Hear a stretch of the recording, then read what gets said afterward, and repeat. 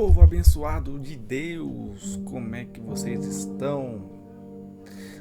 Passaram o dia bem? Estão passando bem o dia, a noite? Não sei que horário vocês estão assistindo, mas que Deus abençoe vocês poderosamente, que a graça do nosso Deus esteja sobre cada um de vocês, em nome de Jesus. Amém?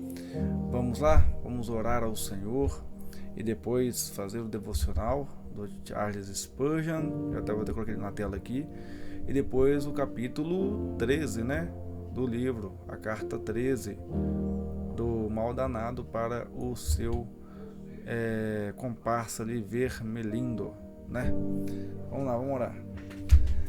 Senhor nosso Deus e soberano Pai, Adonai Elohim Aleph Tav, te adoramos e te agradecemos por este momento em estarmos mais uma vez reunidos para participarmos, ó Pai, juntamente um com os outros deste devocional, dessa leitura, Senhor Deus, aonde estamos aprendendo a combater as setas e artimanhas do inimigo, Pai, no nosso dia a dia. Sabemos que enquanto estivermos nessa terra peregrinando por aqui, sofreremos ataques de todos os lados.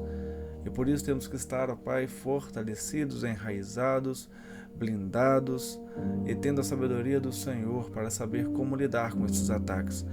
Nós te damos graças e honra, Pai, por este momento. Bendito seja o nome do Senhor. Amém. Amém. Vamos lá, devocional de Charles Spurgeon. Ele vai pegar o trecho de Filipenses capítulo 1, verso 21, que diz: porque para mim o viver é Cristo. O crente nem sempre viveu para Cristo.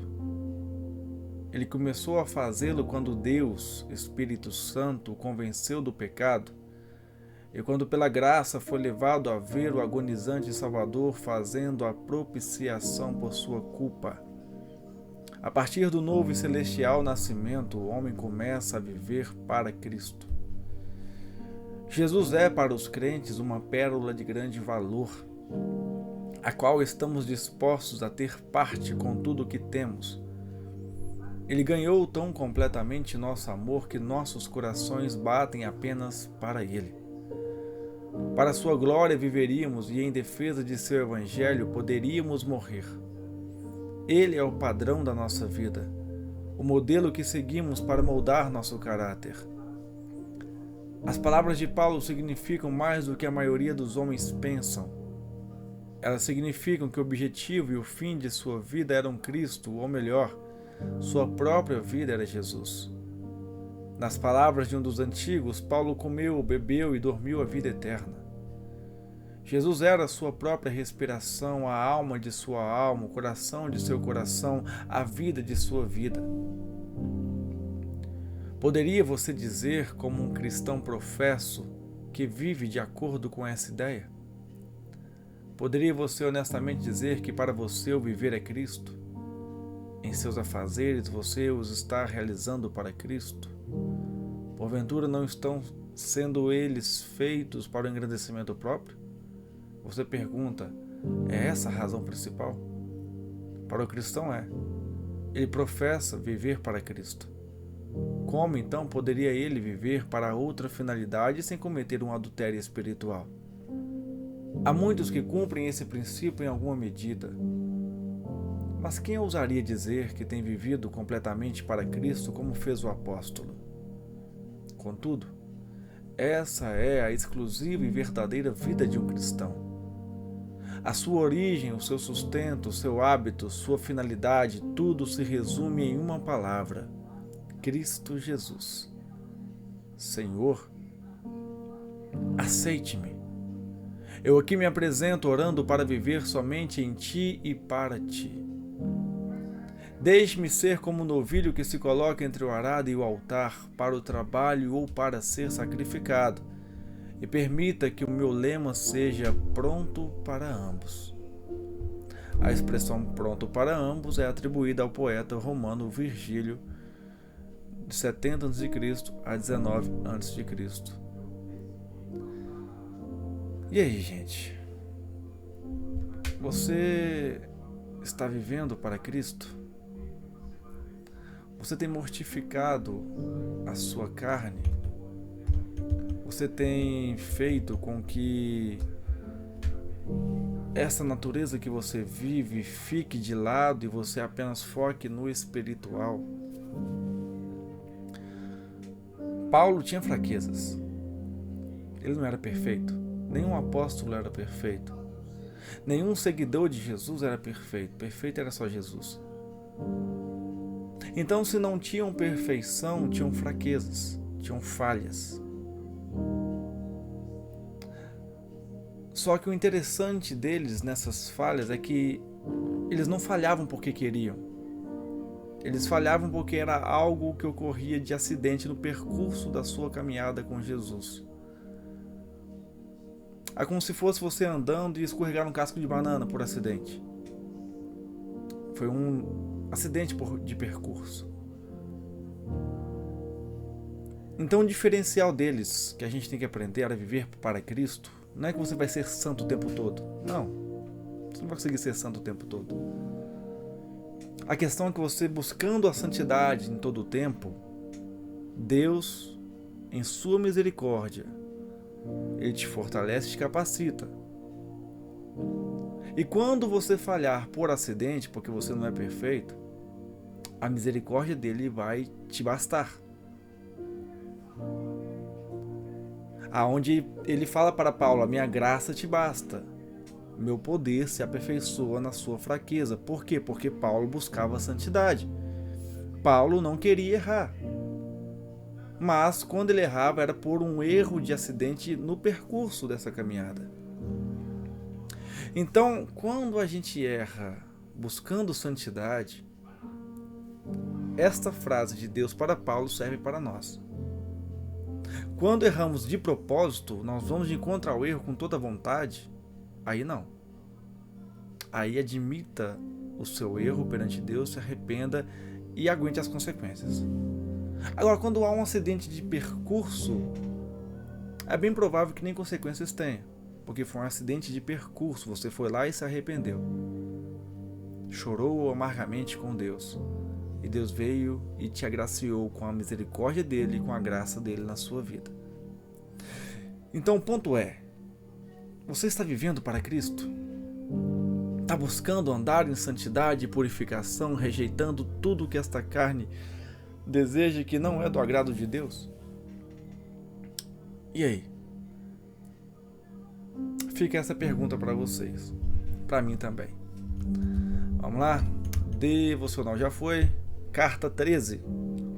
Meu querido Vermelindo, parece-me que você gastou um monte de páginas para contar uma história que na verdade é bem simples e pode ser resumida assim. Você deixou o seu paciente escapar por entre os dedos. A situação é muito grave e realmente não vejo razão para proteger você das consequências da sua ineficiência. Um arrependimento e uma renovação envolvidos naquilo que o outro lado chama de graça, na escala que você descreve, é uma derrota de primeira ordem. Isso equivaleria a uma segunda conversão e provavelmente em um nível ainda mais profundo do que a primeira.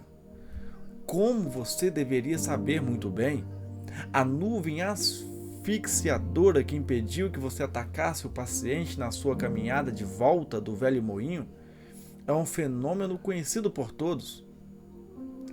Trata-se da arma mais atroz do inimigo e que geralmente aparece quando ele se manifesta para o paciente sob certas formas ainda não totalmente catalogadas.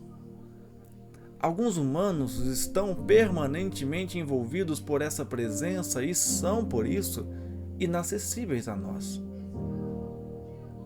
E agora vamos às suas mancadas.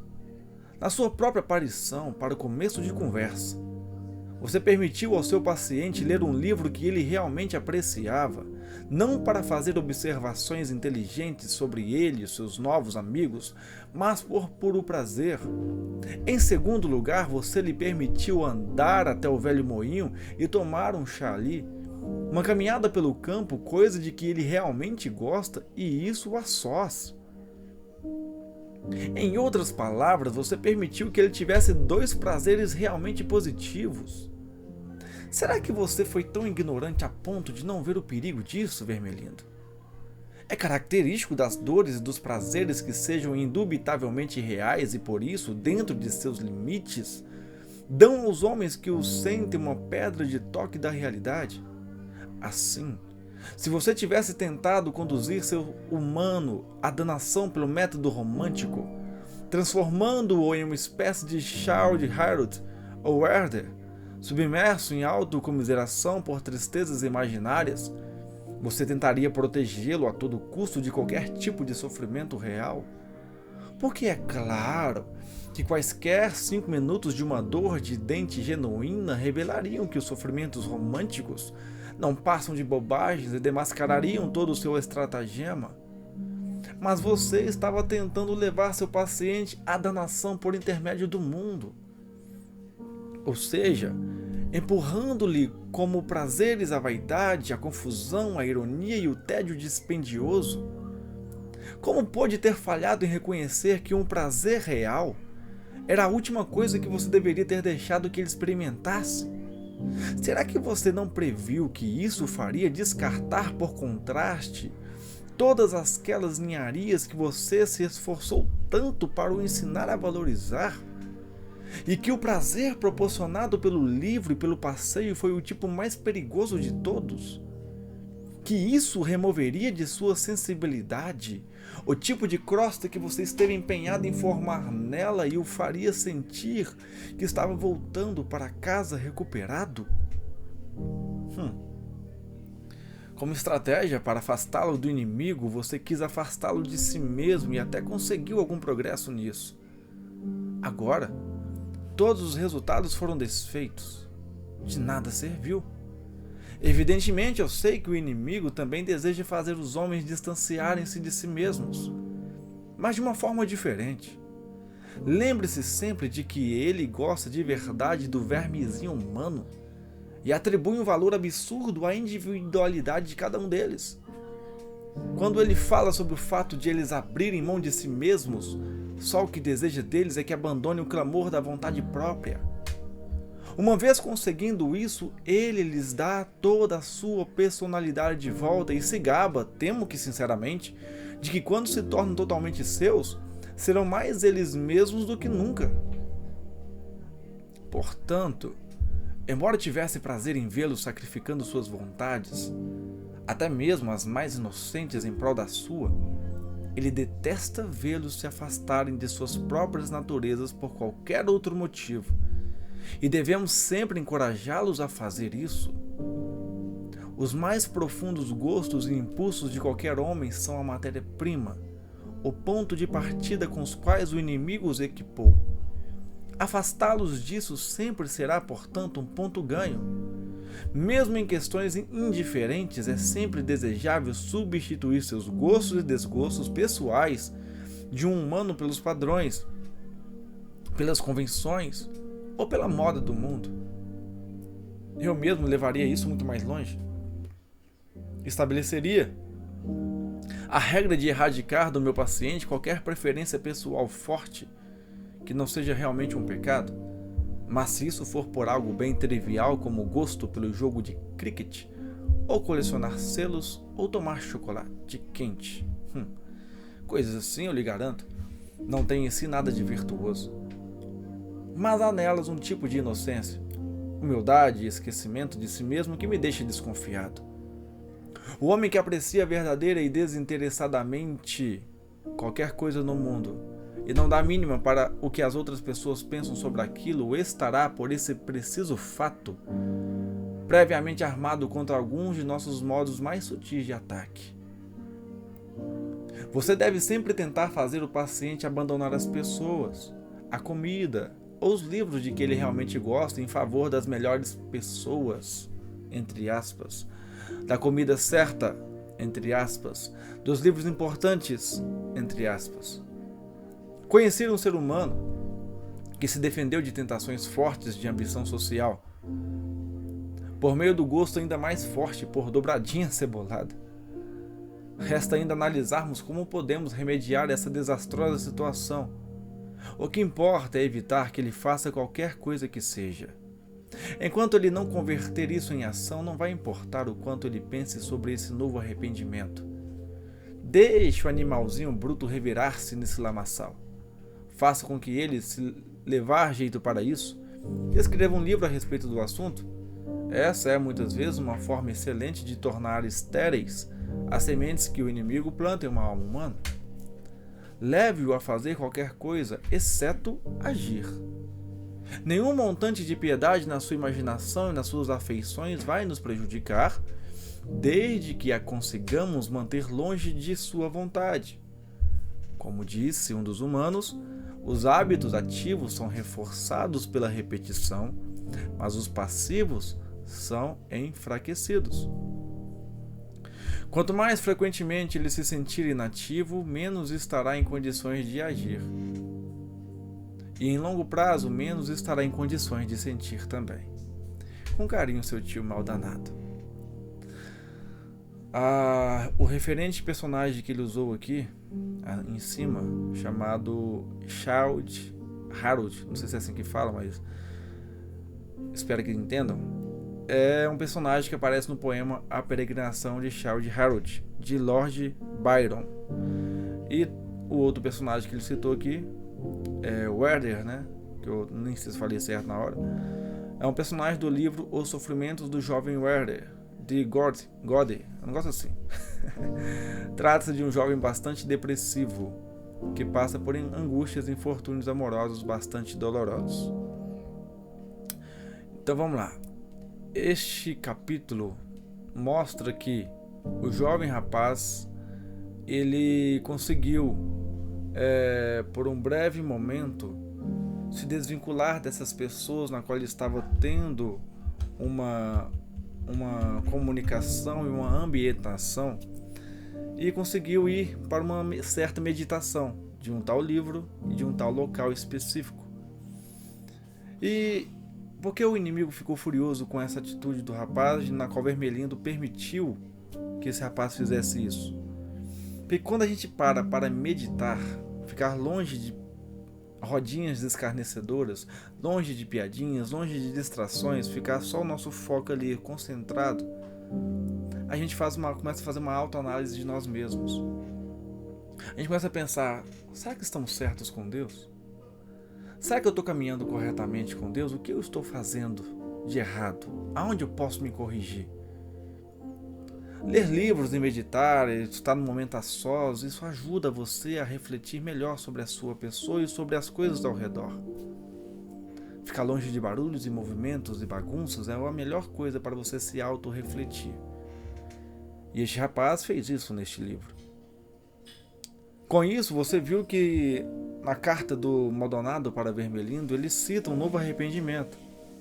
É o que eu falei.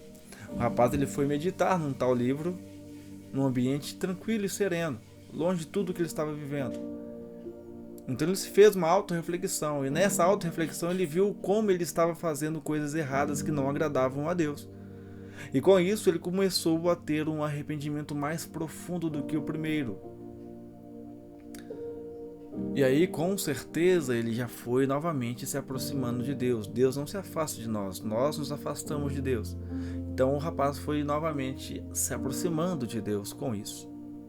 Aí a fúria do Maldonado com o Vermelindo. Como pôde deixar esse homem ter um momento a sós? É tudo que o homem lá de cima, na qual ele fala, que é o nosso Deus, tudo que ele quer. Que esse rapaz fique a sós, sem distrações, sem pessoas escarnecedoras, para que ele possa ter um tempinho com ele.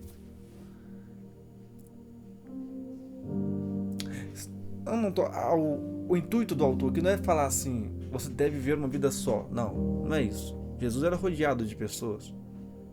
Os apóstolos também eram rodeados. A questão é qual a companhia que você está escolhendo que fique na sua vida. Qual é a pessoa ou as pessoas que você tem como vínculo de amizade? Porque é muito sério isso. Há pessoas que te levam para um caminho certo, que te ajudam nesse caminho certo. Há pessoas que te levam para um caminho errado, que te prejudicam. Você percebendo ou não, você está caminhando para um caminho da perdição por conta dessas amizades. Aí ele fala que até na comida, na alimentação, vai atrapalhar o rapaz.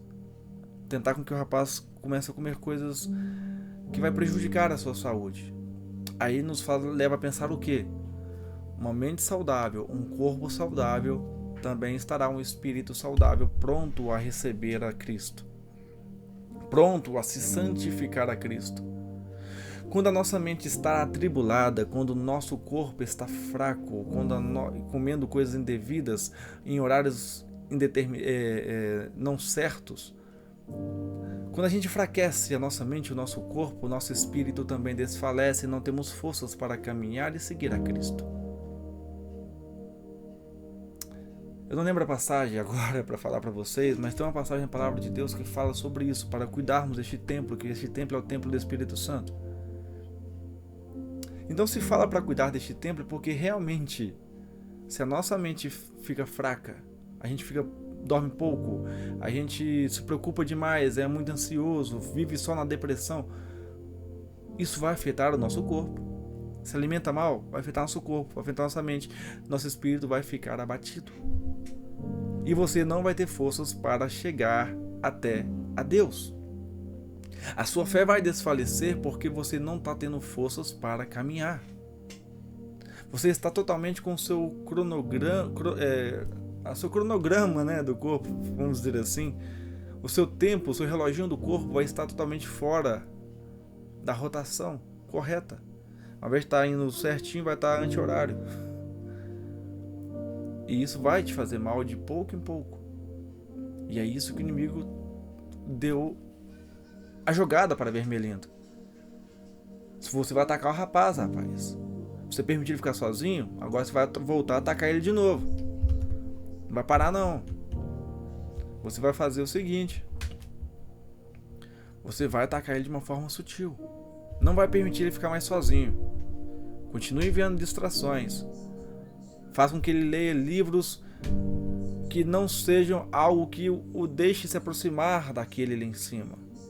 Faça com que ele coma comidas erradas, que vai prejudicar a saúde dele. Faça com que ele venha se estar perto de pessoas que estão sempre ali ajudando ele, entre aspas, né? Mas prejudicando ele, na verdade. Então faça com que ele abandone pessoas boas e se junte a pessoas ruins. Que ele abandone comidas boas que vai trazer uma saúde para ele, para comer comidas que vão prejudicá-lo. E livros que vão destruir a mente dele, a alma dele, que vão fazer com que ele fique tolo, fique bobo, abobado, não tenha percepção das coisas, do que é certo e o que é errado. Prenda este jovem rapaz nessas táticas, que aí você vai trazer ele de volta para nós. Mas não permita que ele fique sozinho. Quando a gente se isola para ter um tempo com Deus, quantos já fizeram isso? A gente chora, né? Quando a gente se isola, a gente chora. Eu mesmo choro. Quando eu vou pro meu quarto, aonde for que eu vou, tiro meu tempo ali para falar de mim, para falar o quanto eu sou fraco, pecador, miserável, o quanto eu não presto, o quanto eu sou dependente dele, e as lágrimas correm abundante. E o mais engraçado, agora você não fala assim, mas isso aí é emocionalismo. Não, não é emocionalismo. Porque quando eu senti essa brisa suave me tocar, às vezes que eu senti, não estava tudo fechado dentro de casa. Não tinha como passar vento ali perto. Então, nesses momentos a sós que eu estava chorando abundantemente com relação à minha pessoa para com o Pai, eu senti essa brisa suave tocar em meu corpo. Não era emocionalismo. Era o toque do Espírito Santo na minha vida para me consolar e me fortalecer, porque quando eu levantava dessas orações, eu me sentia fortalecido. Então, momentos a sós nos aproximam de Deus. Porque não há distrações.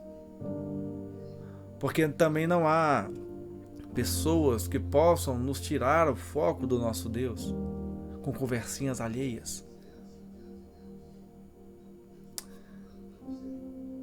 Então este rapaz, neste capítulo, a gente viu que ele conseguiu ter um arrependimento sério com o pai novamente. E aí o diabo vai tentar de novo atacar ele. Isso nos mostra que nós, todas as vezes que nos rendermos aos pés de Cristo em arrependimento, o inimigo ele vai continuar tentando nos derrubar. Você acha que ele para? Ah, não, cansei de atacar aquela pessoa ali, não vou atacar ele mais não. Não, ele não para não. Enquanto Jesus não vier, ele vai continuar atacando a nós todo momento. Todo momento. Só que maior é o que está em nós, o Espírito Santo de Deus. Maior é Ele. Porque Ele nos revestiu de todo o poder e nos capacita a combater o inimigo, porque o inimigo já está derrotado. O demônio já está derrotado. Por ele estar derrotado, por isso que ele vai tentar e perseverar a todo momento, a cada segundo, nos derrubar. Porque ele já sabe do destino dele. Ele não volta mais para o céu. Ele vai ser condenado. E o máximo de pessoas que ele puder levar, ele vai levar. Não queira ser uma dessas pessoas. Como eu também não quero ser. Eu quero estar com Cristo lá no céu. Eu quero estar com meu Deus Todo-Poderoso lá no céu, por mais falho que eu seja. Por mais pecador miserável que nós somos. Se a gente busca a santidade, se a gente busca não cometer erros, se a gente busca seguir direitinho o que diz na palavra do Senhor, a graça dele nos basta. E o poder dele se aperfeiçoa nas nossas fraquezas. Amém? Vamos orar? Não esquecem, curtam, sigam, inscrevam-se, quem não se inscreveu ainda. Curtam, gente, por favor. Compartilhem o vídeo também. Evangelizem, para que chegue a mais pessoas, tá bom? Senhor Deus e soberano Pai, mais uma vez te damos graças, ó Pai. Obrigado por este momento em que podemos meditar mais uma vez e aprender mais uma vez do Senhor. Senhor Deus, fale cada vez mais em nossos corações e venha nos fortalecer na Tua Palavra. A Tua Palavra é a verdade que nos purifica, nos liberta e nos mostra o caminho da salvação que é o Senhor e nos faz conhecer mais a Ti, ó Pai. Blinda nossa mente contra todos os ataques do maligno. Fortalece-nos, ó Deus, pois precisamos de Ti a cada segundo de nossas vidas, ó Pai. Obrigado, Senhor Jesus, por estar à direita do Pai intercedendo por nós neste momento. O nosso sumo sacerdote, o nosso Senhor. Obrigado, Espírito Santo, por nos fortalecer nessa caminhada tão difícil. Obrigado por não se afastar de nós, mas ainda permanecer em nós. Perdoe por todas as vezes que sujamos este templo com as nossas falhas e atitudes. E Te agradecemos por permanecer conosco, nos purificando e limpando de toda mancha que nós causamos pelos nossos erros. Obrigado. Que Deus abençoe a vida de vocês. Que o amor de Deus Pai, a graça do Senhor Jesus e a comunhão e consolação do Espírito Santo de Deus seja para com todos vós, em nome de Jesus. Amém? Um forte abraço. Que Deus abençoe suas vidas poderosamente. Até o próximo vídeo.